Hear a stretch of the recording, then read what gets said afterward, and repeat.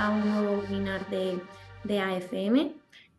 Hoy hablaremos de la inteligencia artificial aplicada a la producción de mano de nuestros asociados de Xavet. Yo soy Naroa y os haré la pequeña introducción sobre qué es AFM Cluster y después daré ya paso a John García de Salazar, director comercial de Xavet, para que dé su ponencia sobre la inteligencia artificial en la producción aplicada. Bueno, luego habrá un pequeño tiempo para preguntas y respuestas, las cuales podréis volcar en el chat o en el apartado de preguntas y respuestas. Bueno, AFM Cluster es la primera asociación que nace en el país y es la asociación del manufacturing avanzado. Tenemos 7 diferentes asociaciones dentro del clúster. Por un lado tenemos la asociación que engloba la máquina, herramienta y componentes en AFM. Tenemos la fabricación aditiva en ADIMAT, las herramientas de corte en AIME, mecanizados, corte y calderería en el grupo AFMEC, automatización y robótica en el grupo STEC, las herramientas de mano en el grupo SQUIN y por último las startups para la fabricación avanzada en el grupo de APTEC. Con estos 7 grupos y con el grupo de partners somos más de 900 empresas. Y bueno, con este ecosistema se acaba englobando con el IMH Campus, que es el campus de la fabricación avanzada, que se encuentra en el Goibar. Bueno, en AFM somos más de 28 empleados y ofrecemos diferentes servicios a nuestros asociados, partners y a colaboradores. Por un lado tenemos el de marketing, comunicación y comercial y ofrecemos servicios de digitalización. Por otro lado tenemos el equipo de apoyo de administración y finanzas, el equipo de I+D innovación tecnológica, el cual ayuda a las empresas asociadas a optar a ayudas tanto nacionales como europeas.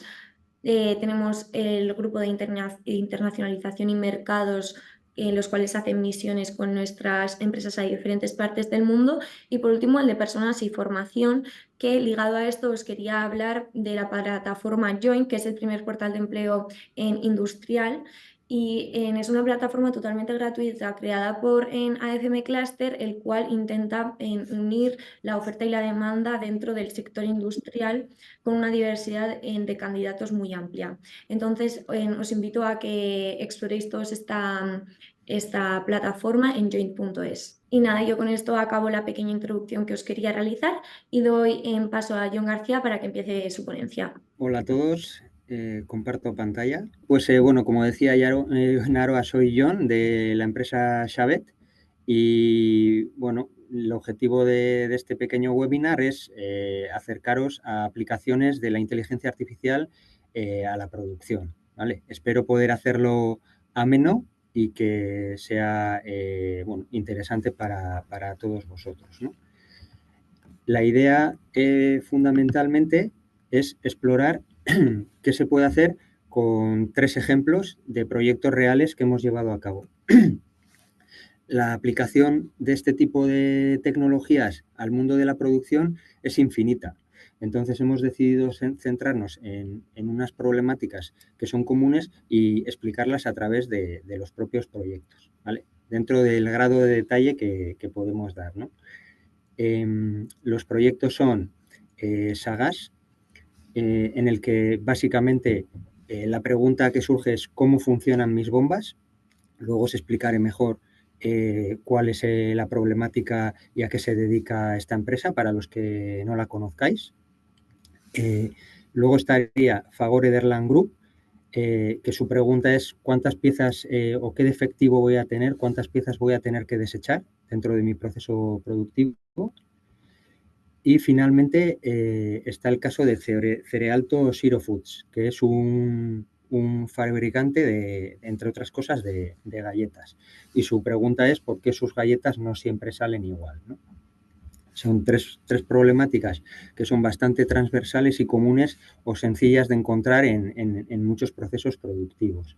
Iremos atacando los diferentes casos con un grado decreciente de detalle, porque al final, no de detalle, sino de dedicación, porque al final los procesos y la forma de abordarlos es la misma, lo que suele cambiar es el tipo de solución y las técnicas que se utilizan, ¿de acuerdo? Antes que empecemos a tratar esos casos, permitirme que haga una pequeña presentación de Xavet. Xavet es una empresa ubicada en Donosti que se dedica a la analítica de datos, machine learning o aprendizaje automático e inteligencia artificial aplicada a 3 verticales o sectores muy concretos, ¿no? Energía, fundamentalmente renovables, industria manufacturera y alimentación retail, donde entra la industria manufacturera de la alimentación, que aparte de tener muchos factores en común con la industria manufacturera, tiene algunas problemáticas específicas, dado que su materia prima es perecedera, ¿no? ¿Qué quiere decir esto, no? Que de aplicar la inteligencia artificial, la analítica de datos y el machine learning a esos ámbitos, ¿no? Bueno, pues como os decía, hay infinidad de problemas que se pueden abordar, ¿no? Entonces, muchas veces incluso cuesta, ¿no?, hacerse una idea de qué tipo de cosas son resolubles con este tipo de tecnologías, ¿no? Entonces, unas problemáticas que son habituales y que hemos abordado en multitud de ocasiones son las que recogemos aquí, ¿no? Tenemos desde diagnósticos, ¿no?, diagnósticos asistidos por inteligencia artificial, que lo que te permiten es asistir y potenciar las capacidades o bien de una propia máquina o bien de un equipo humano para que haga fácilmente su trabajo y reducir los tiempos de diagnóstico o de inspección, etcétera, ¿no? Luego también tenemos lo que es la gestión de activos, ¿no? Es decir, ahí entraría, que es uno de los casos que veremos, el mantenimiento predictivo. Ahí entraría también el rendimiento, ¿no? Es decir, estos activos están funcionando todo lo bien que pueden funcionar, me están devolviendo la inversión que hice en su momento, o por el lado negativo van a estropearse, van a dejar de funcionar, van a dejar de hacer aquello para lo que se concibieron, o van a empezar a funcionar de forma anómala, ¿no? Y luego entramos en una parte que está relacionada con la optimización de la producción, ya sea directamente o indirectamente, ¿no?, que puede empezar arrancando por la predicción de las ventas o entrar directamente, por ejemplo, en la planificación, ¿no? Se puede abordar primero, por ejemplo, la optimización de las ventas para determinar qué acciones van a desencadenarse a partir de esas potenciales ventas, o se puede abordar directamente las acciones operativas específicas, ¿no?, como la planificación optimizada, ¿no? Y luego, finalmente, que es otro de los aspectos que vamos a abordar en esta presentación, la calidad, ¿no?, desde diferentes perspectivas, ¿no?, desde el uso de la materia prima y la merma hasta la identificación de las variables críticas que afectan al proceso y la calidad predictiva, ¿no? Bueno, como veréis, hemos desarrollado un montón de proyectos con empresas de todo tipo. Ahí podéis ver los 3 sectores que os comentaba y, bueno, como ocurre en cualquier empresa, pues hay proyectos de todas las naturalezas, ¿no?, desde cosas de corto alcance hasta cosas mucho más ambiciosas y proyectos que se prorrogan a lo largo de los años, ¿no? Y una de las cosas que nos enorgullece es poder decir, pues, que, bueno, estas empresas que vemos aquí, ¿no?, como GKN, Repsol Renovables, el grupo Uvesco, ¿no?, los propietarios de los supermercados BM y Superamar aquí en Donosti, en la zona de Donosti, Siemens Gamesa, Industrias Alimentarias de Navarra, que es la empresa que está detrás de marcas de alimentación como Espárragos Carretilla, etcétera, y muchas marcas blancas de cadenas de supermercados, y Clínica Baviera, pues son empresas con las que llevamos trabajando más de 4 años consecutivos, ¿no?, lo cual avala, de alguna forma, pues que este tipo de soluciones que vamos a ver hoy devuelven la inversión y hacen a las empresas y a nuestros clientes más competitivos, ¿no? Y terminada ya este pequeño inciso publicitario, vamos un poco al grano, ¿no? Vale.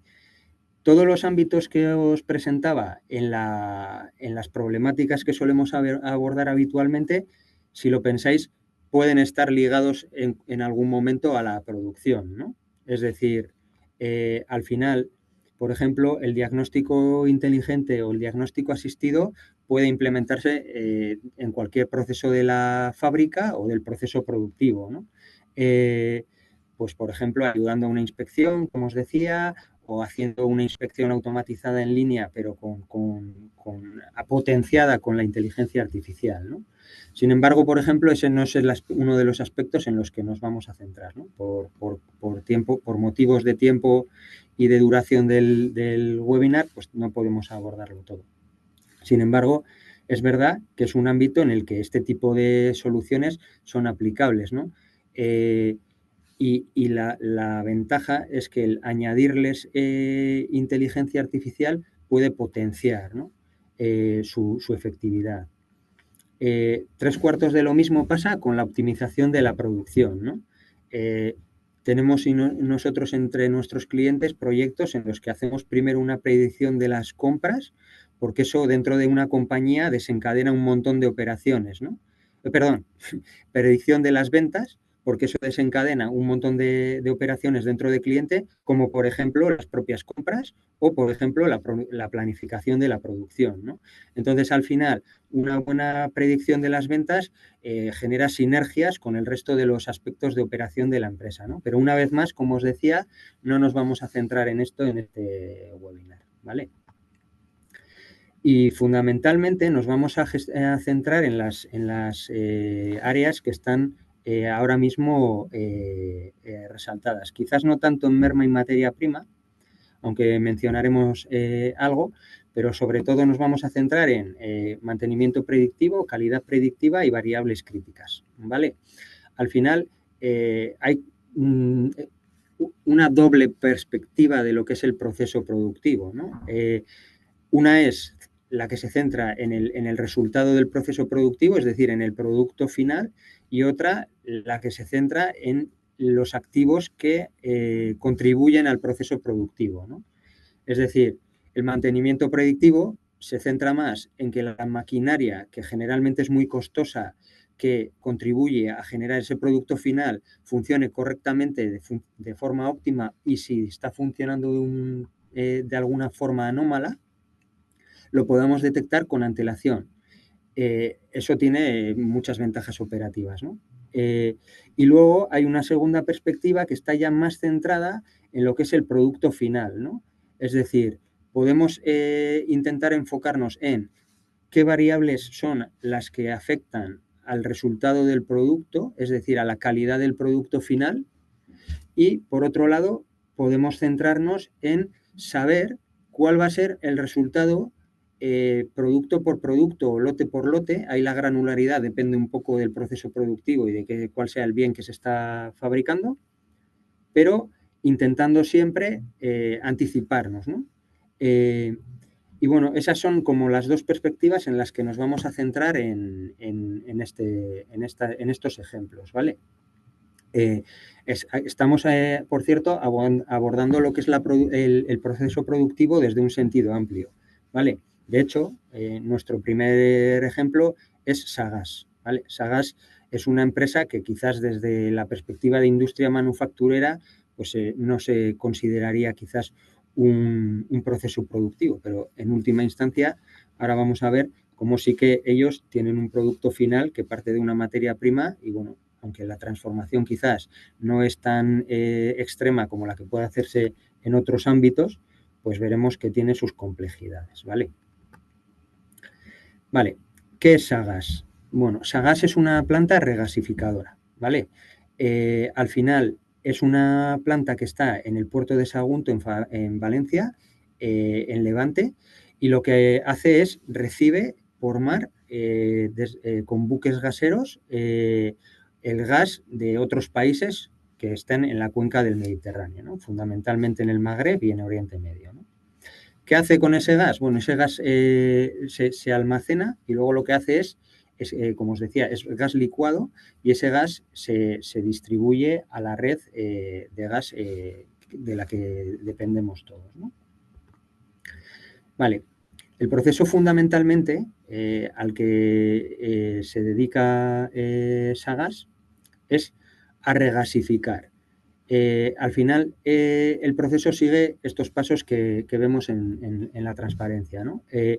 Se descarga el gas de esos buques que os comentaba. Ese gas viene criogenizado, ¿vale? A unas temperaturas muy bajas y se almacena en la propia planta, en esos tanques que veíamos aquí, también a una temperatura que lo mantiene en estado líquido, ¿de acuerdo? Y entonces la actividad fundamental de la planta es lo que es la regasificación, ¿no? Que a través de un sistema de bombas y vaporizadores calienta el gas hasta que vuelve calienta el gas líquido hasta que vuelve a su estado gaseoso, ¿no? Y se puede entonces ya distribuir a través de los gasoductos, ¿no? Entonces se inyectaría. Vale, pues en este proyecto fundamentalmente nos centramos en esta tercera fase, ¿no? Del proceso, que es regasificar el gas líquido, ¿no? El gas licuado. Vale, ¿cuál es el punto de partida? Bueno, como ponía al final, su pregunta es ¿cómo funcionan mis bombas, ¿no? ¿Qué es lo que les ocurría? Bueno, pues que tenían una situación en la que tenían un desconocimiento de cuál era el funcionamiento de todas las bombas de la planta. ¿Por qué? Bueno, pues fundamentalmente porque al final ellos, esas bombas, obviamente las adquieren de un tercero, ¿no? Y ellos tienen o se apoyan en unas especificaciones técnicas que les aporta el fabricante que por su naturaleza no les permiten o no les son útiles para saber si esas bombas están funcionando de forma correcta, ¿vale? La especificación y las curvas teóricas que acompañan a las bombas están basadas en condiciones de testeo y de laboratorio, ¿no? Y eso, como podemos ver en esta gráfica, ¿vale? Donde se está graficando la curva teórica es la curva sólida que está entre los dos límites, ¿vale? No sé si se aprecia con claridad, pero básicamente esa curva, si os fijáis, apenas se toca en el funcionamiento normal, ¿vale? Esta es una gráfica que representa cuál es el funcionamiento de la bomba para un caudal determinado y una altura determinada, ¿no? Bueno, pues como podéis ver, todos los puntos que aparecen en azul, que son puntos de operación reales, recogidos en la operativa de la bomba, están por debajo de la curva teórica. ¿Por qué? Pues por lo que os decía, porque esa curva teórica viene de unos ensayos de laboratorio y de unas pruebas que se han hecho en unos entornos controlados que no son representativos del día a día de Sagas, ¿no? Entonces, ¿cómo se puede basar en esto? Pues la cruda realidad es que el equipo de mantenimiento, al final, como generalmente todas las curvas que ellos monitorizaban de las diferentes bombas, estaban por debajo de esa especificación teórica de fabricante, estaban continuamente en un estado de alarma, por decirlo así, cuando realmente no es representativo de la realidad, porque las bombas estaban funcionando correctamente. No sabían hasta qué punto, pero estaban realizando su función.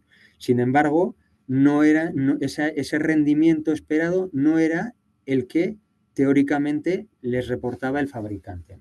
En definitiva, ¿qué les ocurría? Pues que no sabían cómo funcionaban sus bombas.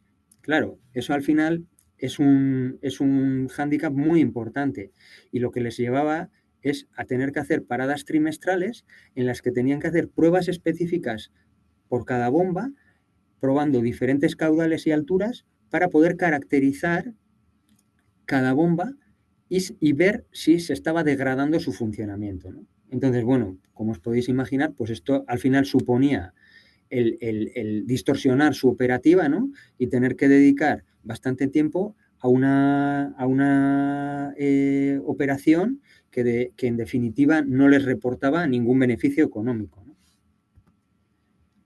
Vale, ¿qué es lo que se hizo con ellos, ¿no? Bueno, pues es muy importante el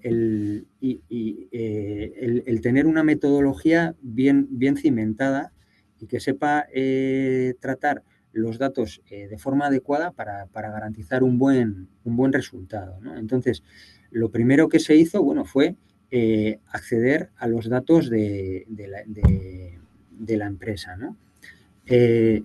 Esto se hizo accediendo a diferentes sistemas, ¿vale? Ellos tenían un PI de Osisoft para recoger los datos en planta y entonces nosotros descargamos el histórico de esos datos para poder analizarlos, ¿no? Pero no solo se accedió a esos datos, sino también se accedió a todos los datos relativos a mantenimiento, ya sean OTs o avisos, ¿vale? Con esa combinación de datos se pretende combinar dos cosas, ¿no? Tener datos reales de operación con la perspectiva del propio equipo de cliente en cuanto a cómo están funcionando esos datos, es decir, esos activos que en este caso serían las bombas, ¿no? Una vez se dispone de esos datos, se procede a un trabajo muy intensivo, ¿vale? De limpiar y estandarizar esos datos, ¿vale? ¿Por qué? Bueno, pues porque al final, como bien decíamos, los datos inicialmente son los datos que aportaba el sistema, ¿no? Y hay, obviamente, hay datos tanto de los periodos en los que el funcionamiento es correcto como de periodos en los que el funcionamiento es incorrecto, ¿no? Entonces, una vez llevada a cabo esa tarea de limpieza de datos y de estandarización, incluso de descartar variables, etcétera, que eso lo veremos en alguno de los otros ejemplos, se hizo un análisis exploratorio, ¿no? Y se analizaron tendencias y patrones de cómo funcionaban las diferentes bombas, ¿vale? Y por último, se hizo un informe con esas conclusiones que el objeto o el objetivo de ese informe no es otro que coordinarse una vez más con el equipo técnico, ¿vale? Porque al final nadie conoce una planta o un activo como aquel que el que lo opera. Es verdad que partimos de una situación de desconocimiento, ¿no? De esa pregunta, ¿no? De cómo funcionan mis bombas o esa incertidumbre, ¿no? Pero aún así, es la empresa que opera esos activos tiene más conocimiento que nosotros, ¿no? Entonces, al final, tiene que existir una coordinación entre ambos, ¿no? Vale. Una vez hecho eso, se coordina con ellos, ¿no? Y lo que se hace es, al final, se combina la inteligencia artificial con unos trabajos previos que no surgen de la nada, es decir, al final llevamos ya muchos años de industria manufacturera, ¿no? y de procesos productivos y se han hecho muchos esfuerzos en el ámbito de la calidad, ¿no? Entonces, hay toda una serie de herramientas que nos ayudan pues, a hacer una gestión efectiva, ¿no? de nuestras acciones de cara a mejorar la calidad, ¿no? Entonces, obviamente, lo que se hace es con esos datos que hemos trabajado y esos trabajos que se han hecho y análisis que se han hecho, se apoyan también en herramientas clásicas como Pareto, diagramas causa-efecto, estilo Ishikawa, etcétera, para poder determinar cuáles son las problemáticas que hay que abordar, ¿no?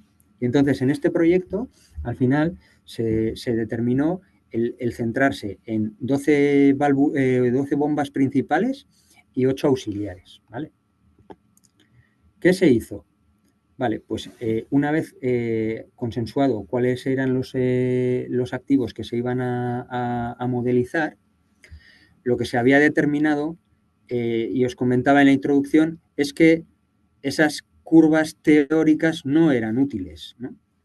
Entonces, se cogieron los datos correspondientes a todas esas 20 válvulas, bombas, disculpad, que me estoy confundiendo los términos, a esas bombas y se analizaron 8 tipos de curva que caracterizan su comportamiento, ¿vale?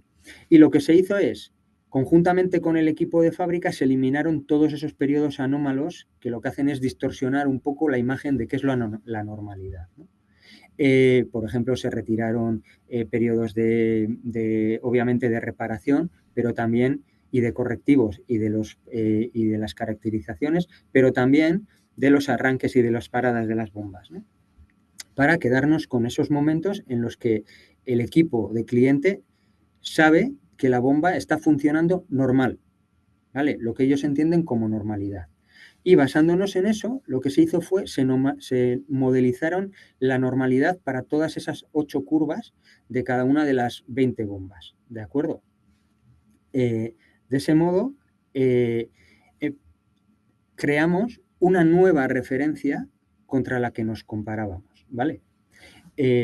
Sobre esa referencia se establecieron unos umbrales que, una vez más, los determinó de alguna manera por su objetivo de rendimiento a la hora de operar el cliente, ¿no? Y se establecieron unos umbrales sobre esa normalidad, ¿no? Entonces, no sé si lo podéis apreciar, si se aprecia, como no sé cómo lo ve cada uno, ¿no? En este pequeño pantallazo que tenemos aquí, aquí ya estamos trabajando con una nueva curva, ¿vale? Tiene su umbral superior e inferior, estoy hablando de la parte inferior del diagrama, ¿vale? Pero lo que vemos es que ahora sí, la gran mayoría de los puntos están sobre la propia curva, ¿no? La curva que está en rojo que determina cuál es el comportamiento normal, ¿no? Y lo que es más importante, entre los dos umbrales, la mayoría de los puntos están entre esos dos umbrales, que es un más o menos 5%, que determinan la normalidad, ¿vale? ¿Qué ocurre? Bueno, pues que, como podéis imaginaros, esos 8 parámetros, esas 8 curvas, pues bueno, por 20 bombas, pues al final, a la hora de ser abordados por un humano, tienen su dificultad, ¿no? Entonces creamos también, conjuntamente con el equipo de SAGAS, un KPI global que combinaba las 8 curvas para determinar un indicador de salud de la bomba, ¿de acuerdo? Y ya por último, todo esto se integró con un gestor de incidencias, es decir, aparte de ellos poder, de alguna manera, hacer una gestión observando las curvas de forma independiente, o el tablero de KPIs de salud global, que luego se desglosa en la granularidad de curva a curva, lo que se hizo es, para poder en algún momento hacer una gestión más reactiva, integrarlo con un gestor de incidencias, ¿vale? Vale, aquí os quería comentar una paradoja que se da, ¿no? Y una de las dificultades que nosotros nos encontramos, ¿no? En el mundo de estos datos, que es, claro, la gente tiende a pensar que vamos a disponer de muchos datos y de datos siempre útiles para poder trabajar. Y curiosamente, hay que ser muy imaginativo a la hora de intentar abordar este tipo de problemas y encontrar recursos, porque lo que ocurre es que cuanto más crítico es el activo que queremos monitorizar, ¿no? O sea, si una fábrica tuviese 3 máquinas, una que cuesta 300.000 euros y 2 que cuestan 10.000 euros, obviamente la máquina que más monitorizada y a la que más mimo le van a dar probablemente sea la de 300.000, ¿no? Hay otras variables que habría que tener en cuenta, ¿no? Pero eso hace que las paradas de esa máquina probablemente, o las reparaciones de esa máquina, sean más costosas y tengan más impacto en el proceso productivo. ¿Qué ocurre? Que como es lo que queremos evitar, generalmente los activos, cuanto más críticos son, más mantenimiento preventivo reciben. De forma que generalmente es difícil disponer de muchos datos que modelizan la anormalidad en este caso, es decir, que nos dicen que es un comportamiento realmente anómalo, ¿no? Y bueno, de alguna manera, uno de los aspectos o retos que tienen este tipo de proyectos es precisamente el que, como es probable que no encuentres datos de esos periodos anómalos o no los tengas en tal cantidad, como para poder modelizar el comportamiento anómalo en lugar del normal, pues bueno, hay que buscar estrategias indirectas, ¿no? Como las que os contaba, ¿no? Pues cruzar datos de OTs de mantenimiento con avisos, con la operación, descartando y limpiando bien los datos, ¿no? Sin más. Paso ahora al siguiente caso o proyecto que os quería contar, ¿no? Es el de Fagor Ederland. Fagor Ederland es una empresa del grupo Fagor, obviamente, que se dedica a fabricar componentes de automoción, ¿no? En este caso, las tengo bailadas. Pues mira, me he dejado una slide. Bueno, esta es la fábrica trabajamos con la fábrica de Vergara, con una línea de mecanizado que hace piezas para el chasis, ¿ok? Y es una inyección de aluminio que al final lo que tiene es, de alguna manera, un reto, porque ya en la propia empresa, en Fagor Ederland, y con ayuda de Edertec, otra de las divisiones del grupo Fagor, habían detectado que el proceso de enfriado era muy importante después de la inyección del aluminio, y que tras periodos de inactividad los moldes se enfriaban, y eso hacía que el defectivo de estas piezas se disparara, ¿no? Es más, Edertec ya había instalado mecheros para mantener los moldes calientes durante los periodos de inactividad, ¿no? Pero, claro, eso lo que llevaba es de la mano la pregunta siguiente, que es: ¿cómo de efectivo está siendo esto a la hora de abordar el defectivo y la calidad de la inyección, ¿no? Entonces, básicamente el punto de partida es que tienen un defectivo mayor del deseado, ¿no? Hay una slide que yo creo que está oculta y cuando recibáis la presentación estará, que es la que da un poco de contexto. El defectivo era mayor que el deseado, y lo que quieren es, obviamente, pues que reduzca y que mejorar el proceso de moldeo en general, ¿no? Y al final lo que se quiere es saber si una pieza va a ser buena o mala, ¿no?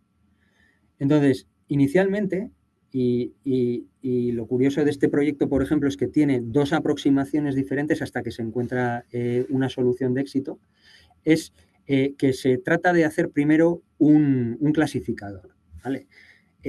Queremos saber si cada pieza que se produce va a ser buena o mala, ¿no? Entonces, se sensorizaron, obviamente, los moldes, ¿vale?, a los que ya previamente se les habían añadido los mecheros, y se les añaden 4 termopares por cavidad, ¿vale? Los moldes tenían 6 cavidades, y se mide también la presión de entrada del inyector de aluminio, ¿no? Y luego se mide la temperatura y la presión en varios puntos del proceso, que no sé si lo he dicho, pero duraba 180 segundos luego el enfriado.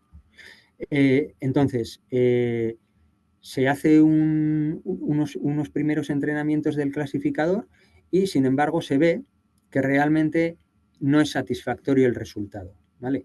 Aquí tenemos un diagrama de cómo se representaba cuando una pieza iba a ser defectuosa, y el problema es que se detectó que el proceso no es suficientemente estable, es decir, al final estábamos monitorizando el proceso en unos puntos determinados y con unos estadísticos, os decía, ¿no?, inicio, fin, y luego máximo, mínimo, media, mediana, ¿no?, para ver cómo oscilaba esa temperatura, pero se determina que no es suficiente, ¿no? Y entonces, junto con el equipo de Fagor Ederland, se decide hacer una nueva aproximación, ¿no? Entonces, atendiendo a que el proceso son 180 segundos, lo que se hace es, se empieza a monitorizar esas cuatro temperaturas por para toda la duración del proceso, ¿no? Entonces, aquí podéis ver en este pantallazo, espero que se aprecie bien, cómo al final tenemos 4 curvas correspondientes a cada uno de los termopares, que lo que monitorizan es la evolución de la temperatura durante el enfriado para esos 4 puntos dentro de la pieza, ¿no? Y ahora sí, ya se hizo, en lugar de utilizar unos puntos concretos, se monitoriza toda la curva, y en lugar de calificar lo que es solo esos puntos se califica a través de las 4 curvas si alguna de ellas está fuera de rango, ¿no? Y eso es lo que nos determina si la pieza es buena o mala. Es decir, hemos pasado de un clasificador sencillo a una forma más compleja, ¿no? Que al final lo que está monitorizando es esa etapa final que evita que se creen rechupes dentro de la pieza de aluminio. Y bueno, la realidad es que esta segunda aproximación sí que fue exitosa, ¿no? Siguiendo con el tema de las paradojas que os comentaba, ¿no? Y de los retos que tienen este tipo de proyectos, aquí nos encontramos con un reto que era el que he puesto unas slides un poco curiosas para que os resulte más ameno, pero básicamente esto es lo que yo le llamo la paradoja de la explicabilidad, ¿no? Que es, cuanto más complejo es el proceso que queremos monitorizar, más nos aporta el utilizar una tecnología como la IA, ¿no? Porque al final es capaz de tener en cuenta muchísimos más factores que los que nosotros podríamos tener en cuenta individualmente, ¿no? Por nuestra capacidad, la capacidad de computación del cerebro humano, ¿no? Entonces, curiosamente, lo que te ocurre es que cuanta más IA metes, más control pierdes de por qué se está determinando que una pieza sea defectuosa o no, ¿no? O que una bomba esté funcionando bien o no, ¿no? Y entonces, en este tipo de proyectos, otro reto que no solemos encontrar es que hay que buscar indicadores que de alguna forma transmitan confianza al equipo que los va a utilizar en que el resultado está siendo bueno. Y probablemente incluso hacer competir esos indicadores y ese resultado de la IA con las intuiciones y la experiencia que tienen los humanos para que se corrobore de alguna forma que el equipo humano no tiene a menudo la capacidad de computar y de tener en cuenta tantos factores como una tecnología basada en IA, ¿no? De forma que se vaya desarrollando una confianza en la herramienta. Porque si no, y esta es una conclusión clara, si no tienes éxito en esa parte, vas a enfrentarte a un potencial saboteo del proyecto o que entre en desuso. ¿De acuerdo? Y ya paso al último proyecto que os quería comentar. Creo que voy bien de tiempo, si no me dices, Naroa, que es, en este caso, Cerealto Zero Foods, ¿vale? Cerealto Zero Foods es una empresa dedicada, bueno, es la fusión del grupo Siro con Cerealto, ¿vale? Que unen un poco las capacidades logísticas y estructura internacional de uno con las capacidades productivas y expertise en el mundo del cereal. Y, bueno, al final es un fabricante de productos basados en cereales, ¿no? Y en este caso en concreto vamos a hablar de un proyecto en el que todo gira alrededor de la producción de las galletas, ¿no? Como os decía en ese título inicial, ¿no? ¿Por qué las galletas no me salen siempre igual, ¿no? Al final, el punto de partida es ese, ¿no? O la duda y la preocupación, ¿no?, que tienen es ese, ¿no? Es ¿por qué no me salen siempre las galletas igual? Y qué contribuye a ello, ¿no? Porque, de hecho, obviamente, lo que les preocupa no es solo que las galletas no siempre salgan igual, sino que a veces no cumplen con los estándares de calidad, ¿no? Con lo cual, aquí es donde tocamos el tema de merma y materia prima.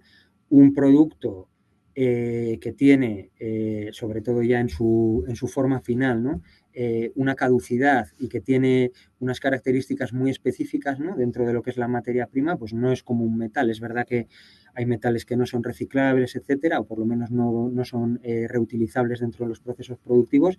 Bueno, pues en el caso de las galletas es más claro si cabe, ¿no?, pues que si una galleta finalizada no tiene los estándares de calidad, no cumple con los estándares de calidad adecuados, no va a poder ser vendida. Y eso, pues obviamente, tiene un impacto sobre la cuenta de resultados de la empresa, ¿no? Sin embargo, ¿qué ocurre? Bueno, pues un proceso productivo como este y como muchos otros, ¿no?, y de ahí un poco que hayamos escogido este ejemplo, pues tiene una complejidad brutal, ¿no? No sé si se aprecia aquí, pues en esta imagen, pero al final son unas líneas de producción muy extensas en un espacio muy amplio, que cuanto más amplio es, obviamente más difíciles de controlar y hay un montón de variables que contribuyen al resultado final de ese producto, ¿no? Hay desde variables ligadas a lo que es la materia prima en sí, hay variables ligadas a el propio espacio de fabricación y, como no, obviamente, pues a las máquinas y al propio proceso, ¿no? Entonces, al final, son infinidad de factores, ¿no?, que contribuyen al resultado final y que desbordan la capacidad de un humano para poder hacer un diagnóstico concreto de por qué están variando los parámetros del producto de salida, ¿no? Entonces, ¿qué se hizo? Bueno, pues aquí, una vez más, volvemos a ese tipo de trabajo que os presentaba en el proyecto de Sagaz, ¿no? Es que al que le hemos dedicado, al que más tiempo le hemos dedicado en esta charla, ¿no?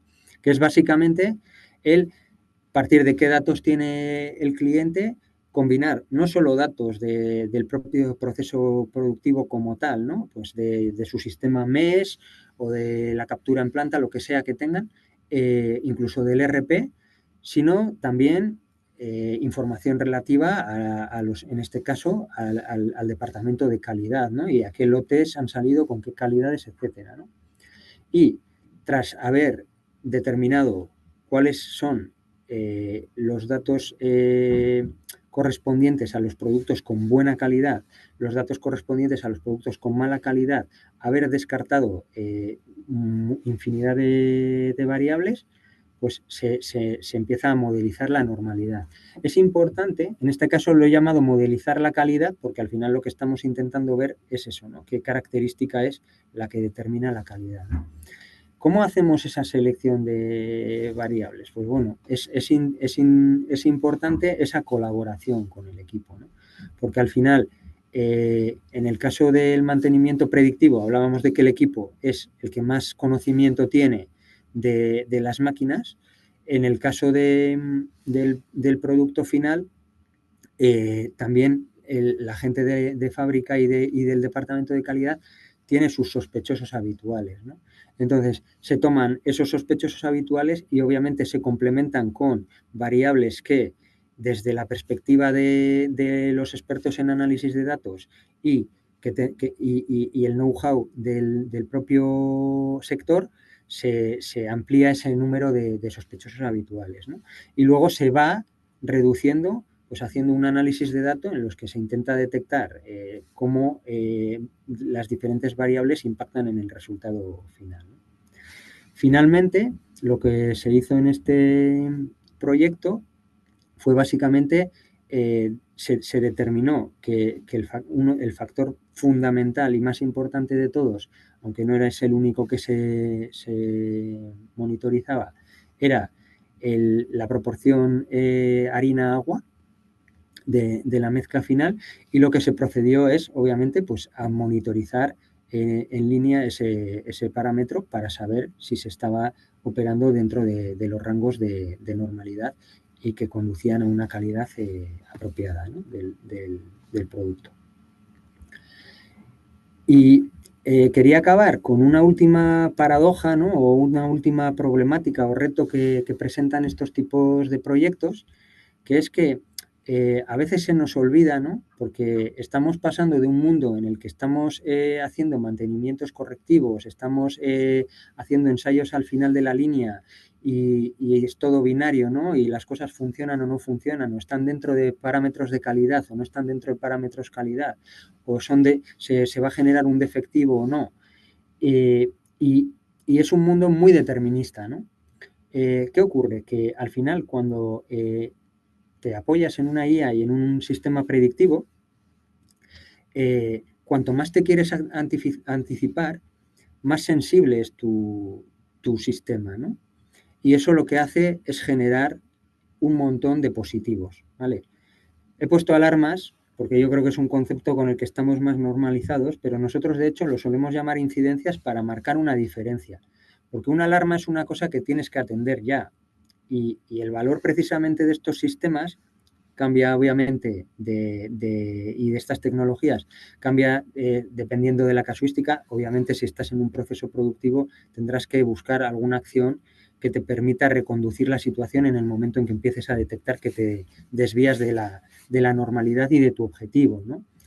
Pero independientemente de eso, hay que ser conscientes de que un sistema de estos, al estar monitorizando la normalidad, lo que nos indica es que hay algo que no funciona como suele funcionar habitualmente, pero eso no quiere decir que estemos ya directamente fuera de rango o que haya que actuar en el momento. Entonces depende mucho de la casuística.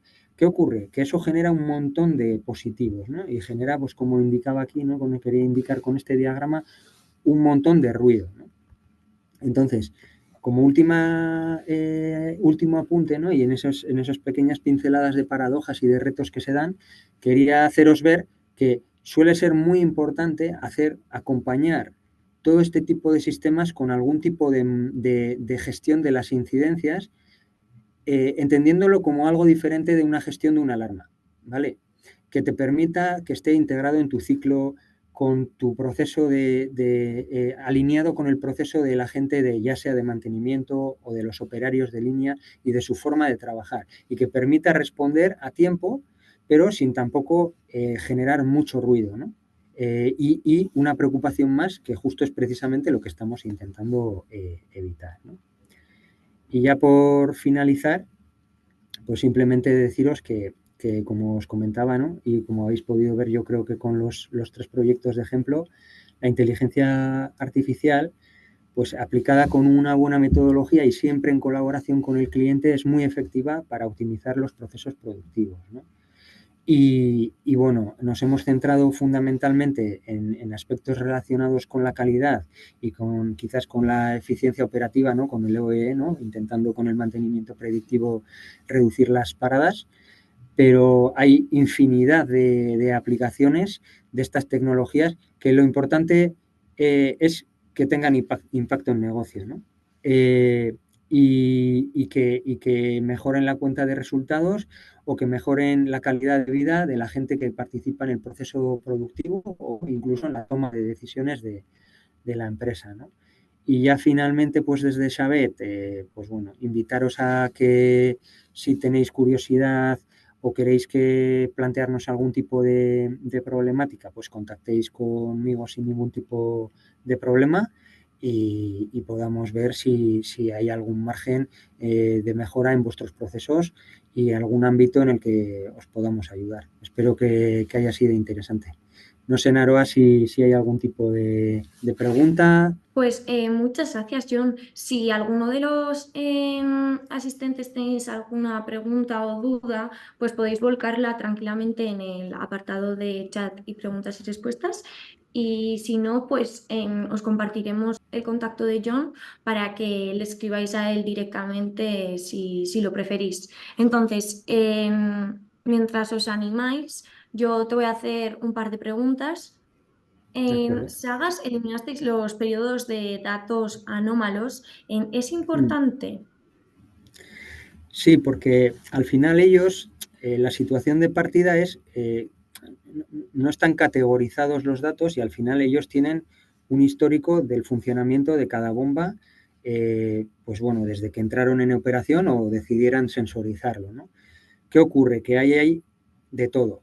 Es decir, al final tienes desde paradas, arranques, y también momentos en los que había mantenimientos, etcétera, ¿no? Entonces, es muy importante coordinarse con el equipo de cliente y detectar estas cosas, porque, por ejemplo, si empezásemos a no discriminar datos de un periodo, por ejemplo, de arranque o de parada, en el que todavía la bomba no ha llegado a su punto de operación o está abandonando su punto de operación, ¿qué ocurre?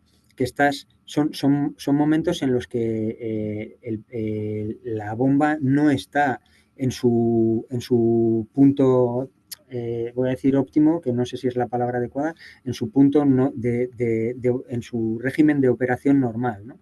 Entonces, ¿qué ocurriría? Que tendrías mucha más variabilidad en el comportamiento cuando caracterizas ese comportamiento, esa normalidad, y lo que estarías es pasando por comportamientos normales, momentos en los que realmente la bomba no está funcionando normal, claro.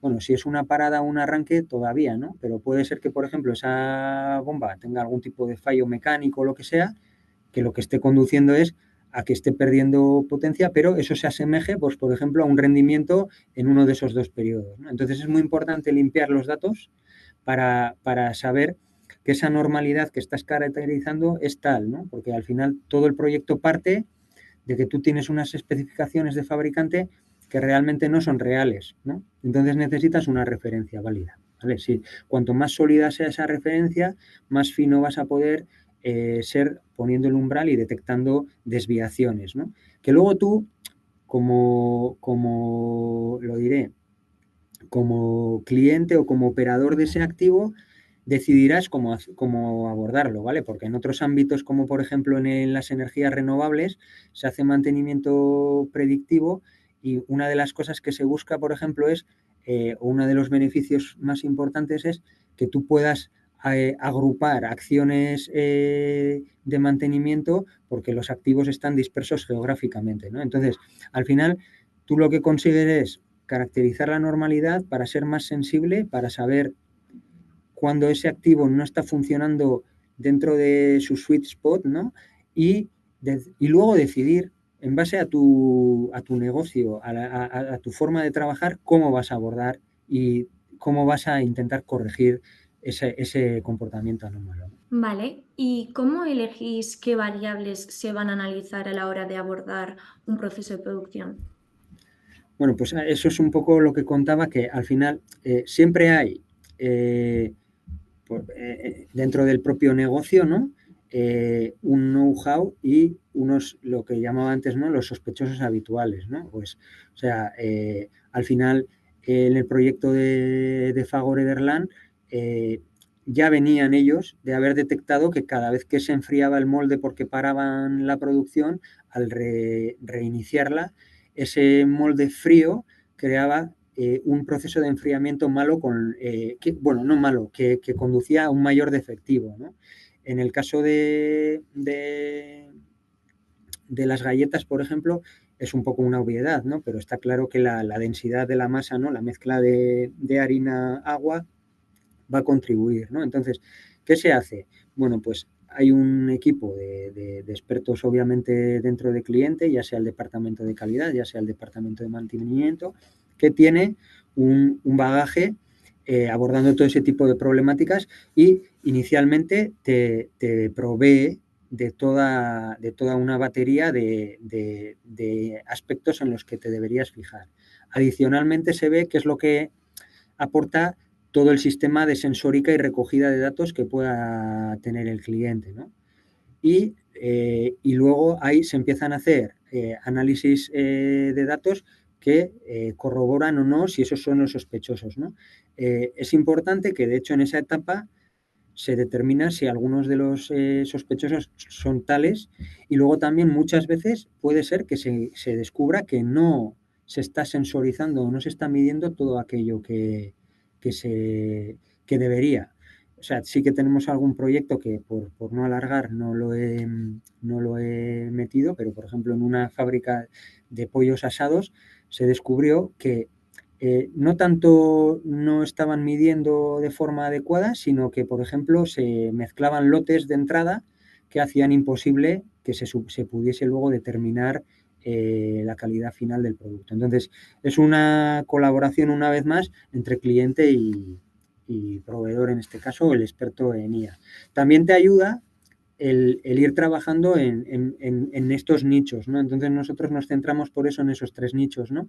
Porque vas acumulando un conocimiento sobre el sector que te da mucho criterio. Siempre está nuestro criterio supeditado al del cliente, pero lo complementa. Perfecto, John, pues muchas gracias.